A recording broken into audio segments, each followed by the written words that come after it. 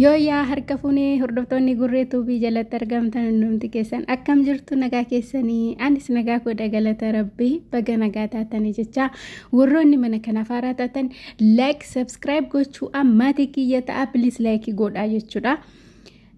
Ani kanan jedhu Itoophiyaa keessatti irri waddadee jiraayi ምን ማለት ነው አልገባኝም። እስኪ ንገሩኝ ኢትዮጵያ ያላችሁ ሰዎች እና ጀቹዳ ugaa rabbii anu wagaafi natti ta'e jira jechuudha.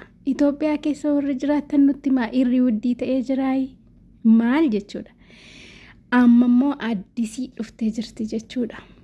Amoodhaan kan jaallattu gwaddanya ayyuu kan jaallattetu haara dhuftee jirti jechuudha. Na ugaa rabbii kana gaafii namatti uumaa jireenyi bara kanaa amma ayyuurraa fudhachuu fi uftee jirti jechuudha. Ayyuun immoo hin kennu jettee wudiddirii irra jiru jechuudha.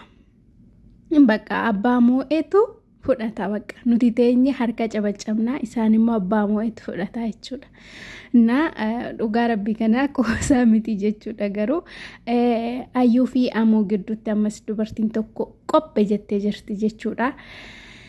Isheen immoo amoodhaan akka jaallattu dubbattee jirti. Ayyuun immoo amoo hin kennu. Amoonis immoo ani ayyuu dhiiseen deemuu hin danda'u. Yanee fiqir, yanee wuddii, yanee maar walalaa jechaanii jira jechuudha. Maal jettu beesin hordoftoota kiyyaa isin maal jettu? Ani waan hin jiru abeekuno akkas tafaan baneen taa'ee ilaalaa jechuudha viidiyoo isaanii. Isin maal jettu mee yaada keessan dhiyeessaa asirratti. Wayne balaachuu jechuun amma dhabaqqa.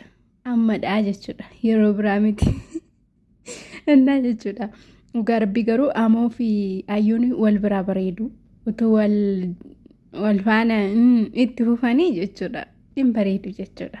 Innaa walirraa bareedu wal jira miti wal gitu jechuudha. Ijoollee lamaan isaaniiyyuu baay'ee namatti tolu. Amoonis immoo mucaa gaariidha, mucaa amala qabeessadha. Miidiyaa kanarra tureera waan ta'eef baay'ee hojjechaa ture waan ta'eef ugaa rabbii innis nama fayyaa qabu jechuudha, fayyaalessa jechuudha. Innaa ayyuu keenya amoo keenya jabaadhaa isin namayyuu gidduu keessaniin gashiina. Lama keessanuu ni bareeddu, ani isinin deeggaraa, ani deeggartuu keessanii jechuudha. Innaa warroonni ayyuu jaallatan warroonni amoo jaallatan lamaan isaanii iddoo tokkotti jaallatan anaaf maatii kiyya ta'a. Anaaf subscribe go'a, like na go'ashi. Oromoo isinii warra gurguddaa warra YouTube gurguddaa malee warra xixiqqoo maaliif subscribe gootanii mee? Maaliif like nuun gootanii maaliif nuun guddistanii? Oduun haaraan kan jiru kana bye bye.